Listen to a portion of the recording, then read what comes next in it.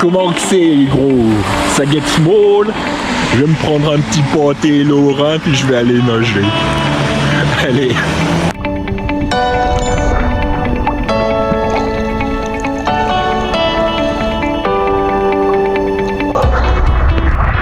Voilà, ça c'est fait. Un petit 800 mètres jusqu'à la pointe là-bas. Aller-retour. Histoire de réveiller un peu les muscles, tout ça, vu que ça fait une semaine que je fais rien. Et ça fait 2 jours que je fais de la voiture. Donc long trajet de Cannes jusqu'à Xonrupt. Demain, si le temps le permet, je vais faire la reco de vélo. Et puis là cet après-midi, peut-être une petite rando et tranquille, quelques exercices étirements, rien de particulier. Allez, on continue. Hey, zone de transition pour dimanche. Et là, je vous amène faire le tour, un tour sur les 2 tours de la partie VTT. On est parti.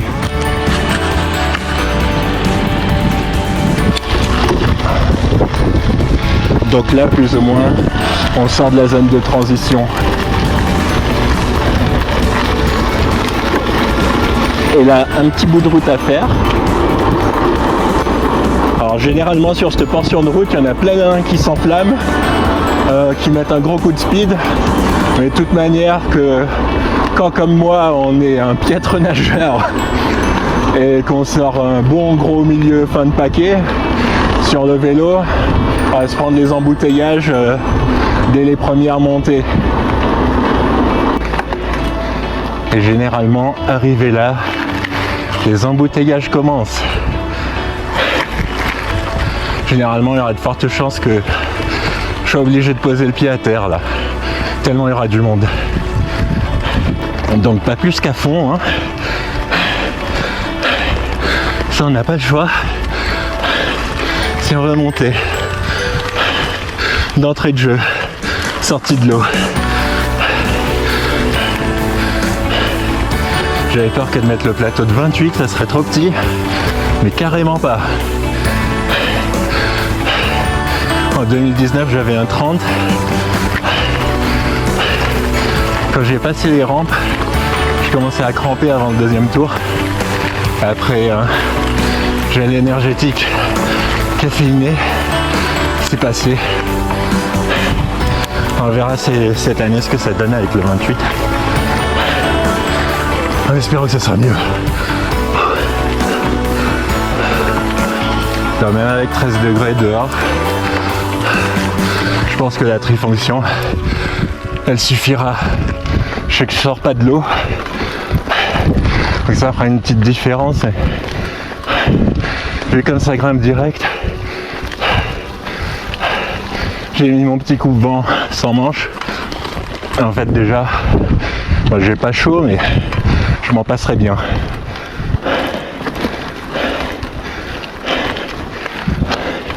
C'est la première année où je vais le faire, où a priori il va pleuvoir, hein.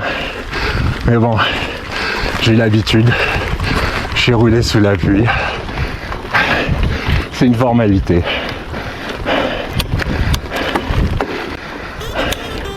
Alors, même si j'en chie là, le but c'est d'aller juste un peu moins vite qu'en course.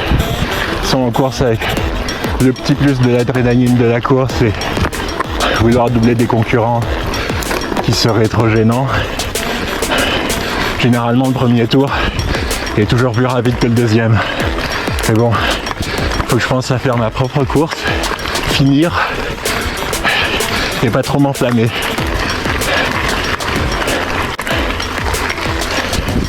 Et là, si je me souviens bien, ouais, c'est la montée de la mort. Là aussi, il y en a plein qui poussent. Et là aussi, ça bouchonne grave. Et là aussi, il faut poser le pied à terre.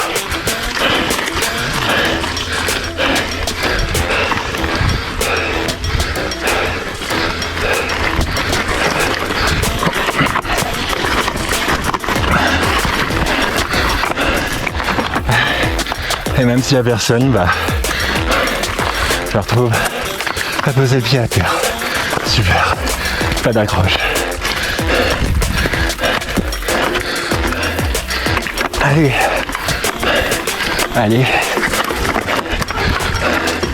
Super.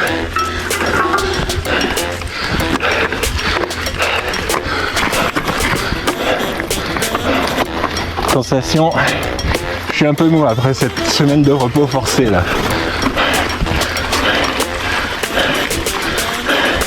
C'est peut-être juste une impression.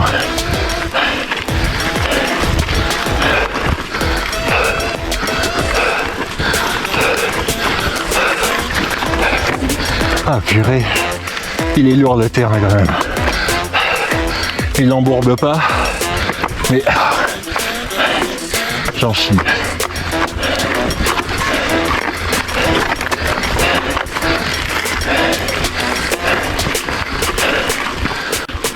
Allez, là, le plus dur est passé.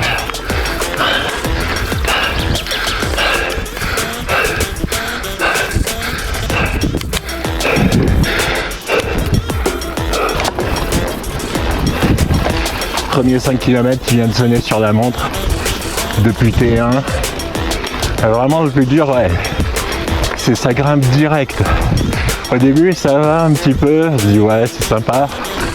Et quand on se force de monter, j'ai posé je crois 3 fois le pied à terre, en galère, dans le rouge complet. On se dit wow, ce truc de fou.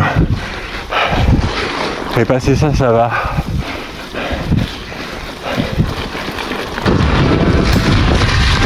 Ah oui, faut lever l'avant là, sans aucun doute.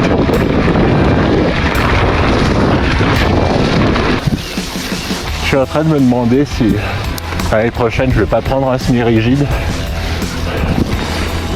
Si j'arrive à faire presque toute la descente sans baisser la tige de selle télescopique, ouais, faut vraiment que j'y pense. Parce que techniquement c'est pas si dur que ça pour moi. C'est plus physiquement la montée qui est super dure. Un petit gel pour s'habituer. Petit coup de bidon après. Par contre, il faut vraiment que je mette du déperlant et de l'anti-buée sur ces lunettes. Et je pense pas que je vais prendre cela. J'essaie de vous faire voir la vue.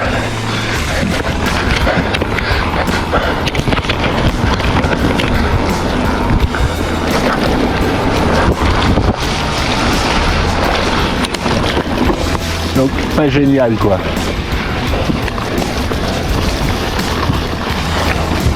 Et bon, si je les ai pas, je risque de m'en prendre plein les yeux. Et là ce sera encore plus embêtant.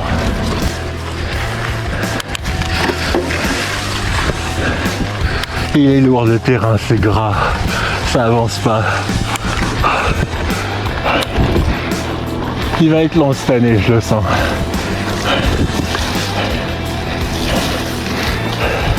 Et ça n'empêchera pas d'être bon. Je suis assez confiant sur mon choix de pneus. Bah, même si pour moi ça changera pas grand chose. Et généralement je roule un Forecaster devant. Et puis un... je sais plus quoi, je vous dirai ça tout à l'heure. Quand je ferai le montage dans la vidéo. Et là c'est la première fois que je roule avec le Forecaster derrière aussi. Là ça marche bien. Ouais. Ça marche bien. Et ça va rester comme ça pour la course. On monte, on fait une boucle dans une forêt, sous les arbres, et on revient sur nos pas à la fin de la boucle. Ça devrait être bientôt normalement. Un coup de pluie qui m'attend.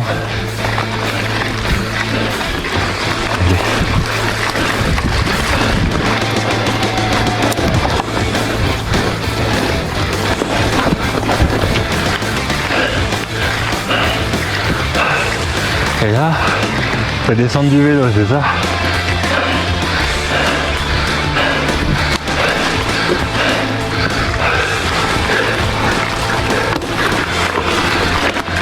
Ouh, si j'arrive à faire ça pour la course, ça va être sympa. Deuxième coup de cul. Ah. Allez les muscles, on se réveille.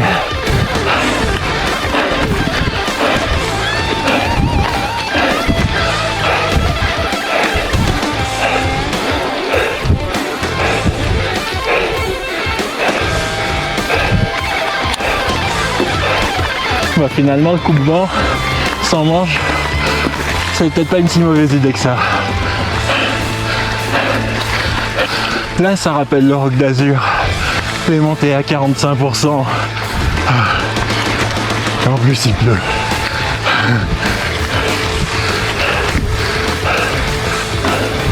Quel est brouillard.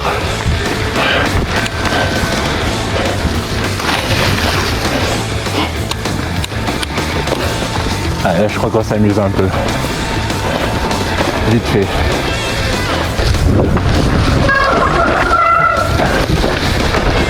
Faudra faire gaffe là le jour de la course quand même.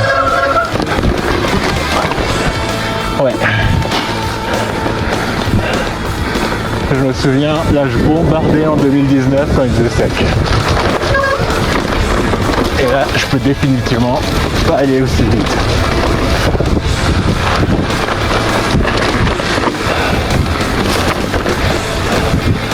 Je vais peut-être baisser ma pression de pneu de 100 grammes. Je pense que ça peut faire une petite différence. Ce qui me fera un 9 et un 7 au lieu de 2 et de 1,8 devant. Je sais que je peux pas descendre à 1,8 derrière sinon si je m'enflamme un peu trop, généralement je rencontre des problèmes.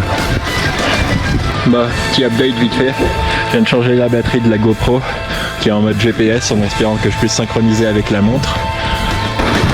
Donc là en fait, je viens de faire la boucle dans la forêt, sauf que généralement un peu plus bas, on se croise ceux qui montent et ceux qui redescendent.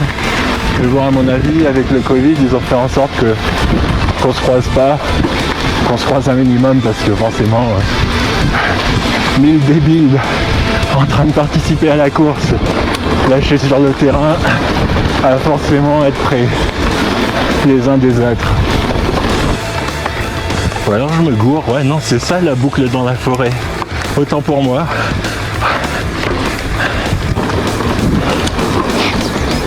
La boucle de la forêt, voilà, changer un peu il me semble, mais bon, c'est pas vraiment un souci quoi.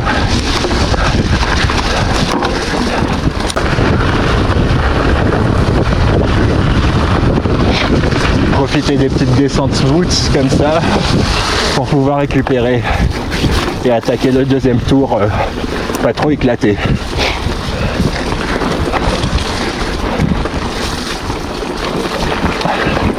Histoire d'avoir un peu de jus encore pour souffrir dans la montée impossible.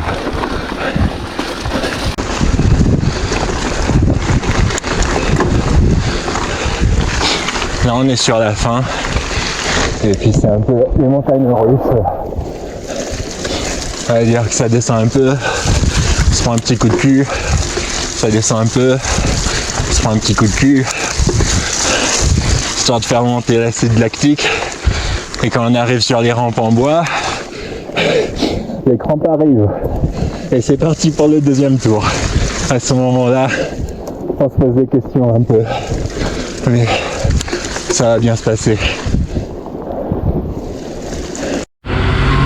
Donc ça, c'est les rampes. Avec celle où il y a les panneaux Scott là au fond, généralement. C'est celle qui fait le plus mal. Donc, sous la pluie et la boue, un tour en 1:31:33. Mais il me semble qu'en 2019, c'était plus court que ça.